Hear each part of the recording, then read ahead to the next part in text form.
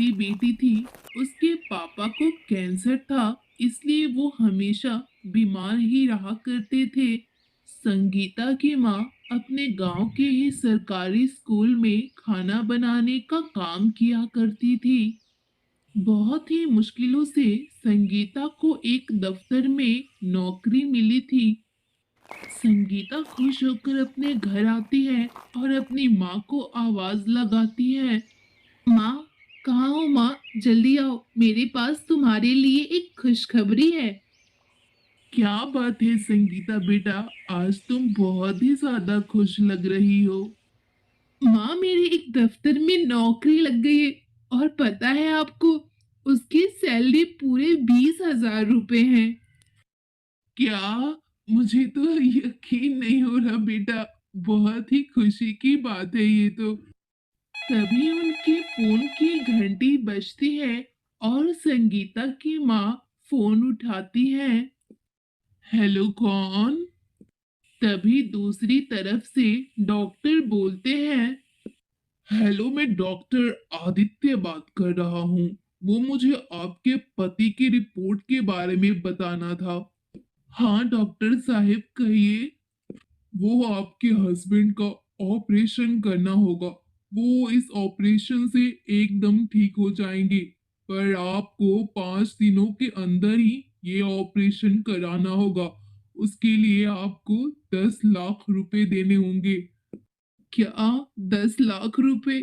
भला हम गरीब लोग ये 10 लाख रुपए कहाँ से जमा करेंगे? वो हम नहीं जानते। हमें आपके पति की ऑपरेशन 5 दिनों के अंदर ही करना होगा, वरना आपके पति की मौत भी हो सकती है। ये कहकर डॉक्टर फोन काट देता है। अब हम क्या करेंगे संगीता बेटा? मुझे तो कुछ भी समझ नहीं आ रहा। क्या बात है माँ, मुझे आप पूरी बात तो बताओ। फिर संगीता की माँ डॉक्टर की कही सारी बात संगीता को बता देती है। माँ, तुम चिंता मत करो, कोई ना कोई रास्ता तो जरूर निकल जाएगा। आप देखना, मैं जरूर कुछ ना कुछ कर लूंगी और पापा का ऑपरेशन भी हो जाएगा। माँ, बस आप भगवान पे भरोसा रखिए और पापा का ख्याल रखिए। तभी उनके दरवाजे पर घंटी बजती है और संगीता दरवाजा खोलने के लिए आगे जाती है।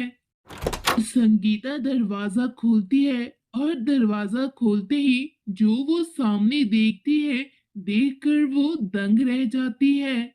और दरवाजे पर एक चुड़ैल खड़ी हुई थी।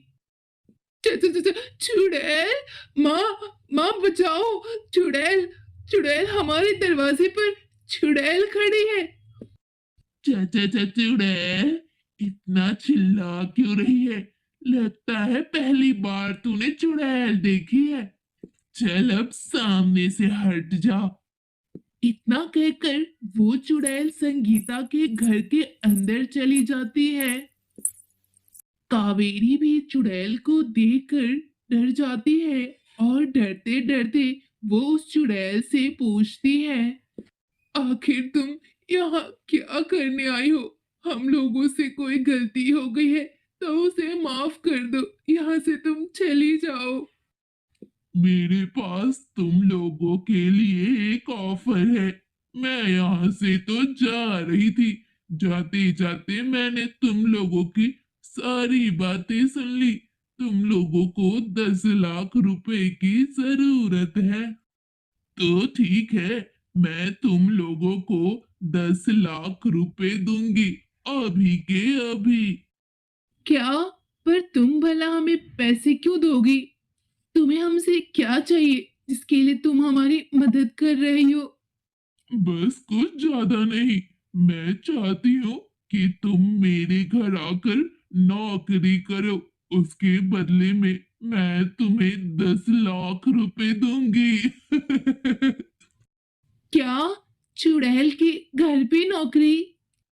हाँ, मैं तुम्हारे पिताजी के ऑपरेशन के लिए पूरे 10 लाख रुपए दूंगी और तुम्हारे हर महीने की सैलरी भी दूंगी, वो भी पूरे 60,000 रुपए। इतने सारे पैसे? भला तुम जैसी चुड़ैल के घर पे ऐसा क्या काम है जिसके लिए तुम मुझे महीने के 60,000 दोगी और मेरे पिताजी के ऑपरेशन के लिए 10 लाख भी देने को तैयार हो? देखो, काम तो बहुत आसान है, लेकिन मेरी कुछ शर्तें भी हैं जिसे तुम्हें मानना होगा। असल में मेरे माता पिता बहुत ही ज्यादा अमीर थे, लेकिन वो अब इस दुनिया में नहीं है। मैं अपनी छोटी बहन के साथ रहती थी। एक बार मैं किसी काम से गई थी। मेरे कुछ जलनखोर रिश्तेदारों ने मेरी संपत्ति हथियाने के लिए मेरा एक्सीडेंट करवा दिया और मैं मर के चुड़ैल बन गई, और एक हफ्ते से मैं चुड़ैल बन के घूम रही हूँ। और मेरी प्यारी बहन को पता भी नहीं है कि मैं इस दुनिया में नहीं हूँ। बस उसे इतना पता है कि मैं काम से किसी दूसरे शहर गई हूँ। तो तुम मेरी बेटी से क्या चाहती हो? मैं चाहती हूँ कि तुम मेरे घर चलो और मेरी छोटी बहन का ख्याल रखो जब तक कि उसकी पूरी पढ़ाई कंप्लीट ना हो जाए। और तुम्हें सैलरी भी समय पर मिलती रहेगी। मैं तुम्हें सब कुछ समझा दूंगी। ठीक है, मैं तैयार हूँ आपके घर जाके काम करने के लिए। बेटा फिर से सोच ले, चुड़ैल के घर पे नौकरी करने की बात कर रही है। माँ, इसके सिवा हमारे पास दूसरा कोई रास्ता भी तो नहीं है। चुड़ैल पैसों से भरा बैग संगीता को पकड़ा देती है और वहां से गायब हो जाती है। संगीता रात भर उस चुड़ैल के बारे में ही सोचती है। अगली सुबह संगीता जल्दी उठकर उस चुड़ैल के बताए घर पर पहुंच जाती है। घर पर कोई है? तभी उस चुड़ैल की छोटी बहन बाहर आती है। तुम्हारा नाम मुस्कान है ना? तुम्हारी बहन मधु ने मुझे शहर से यहाँ भेजा है। वो कुछ समय तक यहाँ वापस नहीं आ पाए वो कुछ समय तक यहाँ वापस नहीं आ पाएगी तुम्हारे पास। इसलिए उसने मुझे तुम्हारी देखभाल करने के लिए भेजा है। तक मैं तुम्हारा अच्छे से ध्यान रखूंगी ताकि तुम टाइम पर स्कूल जाओ और मन लगा के पढ़ाई कर सको। अच्छा, ऐसा क्या? ठीक है, फिर आप अंदर आ जाओ दीदी। चुड़ैल का घर वास्तव में बहुत ही ज्यादा सुंदर और आलीशान था। जैसे ही वो अंदर जाती है, वो देखती है कि चुड़ैल सोफे पर बैठी हुई थी। संगीता उस चुड़ैल को देखकर डर जाती है, लेकिन मुस्कान के वहां होने की वजह से वो उससे कुछ नहीं कह पाती है। मुस्कान, तुम्हारे स्कूल जाने का समय हो गया है ना? सुना है तुम 4 दिन से स्कूल नहीं जा रही हो। चलो जाओ, जल्दी से तैयार हो जाओ। मैं तुम्हारे लिए टेस्टी सा टिफिन बॉक्स बना देती हूँ।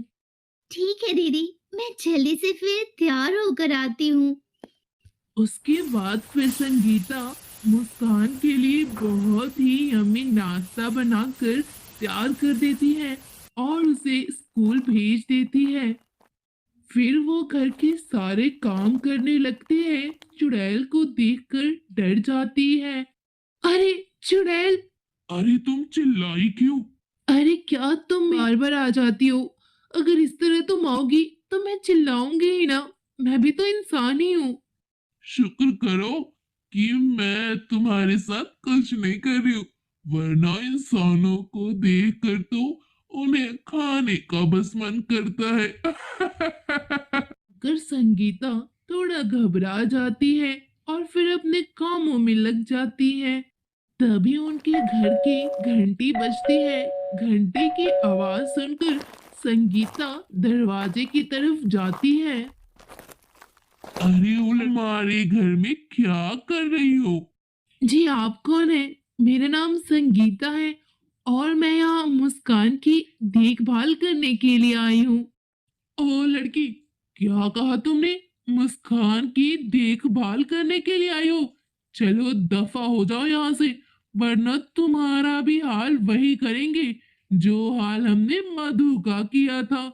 ये सुनकर चुड़ैल वहां पर आ जाती है। क्या कहा तुम लोगों ने कि ये घर तुम्हारा है? ये घर सिर्फ मेरा है और मेरी बहन का है। इस पे किसी ने हक जमाने की कोशिश की तो मैं उसे नहीं छोड़ूंगी, समझे तुम लोग? फिर वो चुड़ैल उन लोगों को हवा में जोर जोर से उछालने लगती है और उनकी वहीं पे मृत्यु हो जाती है। इसीलिए कहते हैं दोस्तों, हमें किसी के साथ भी बुरा व्यवहार नहीं करना चाहिए।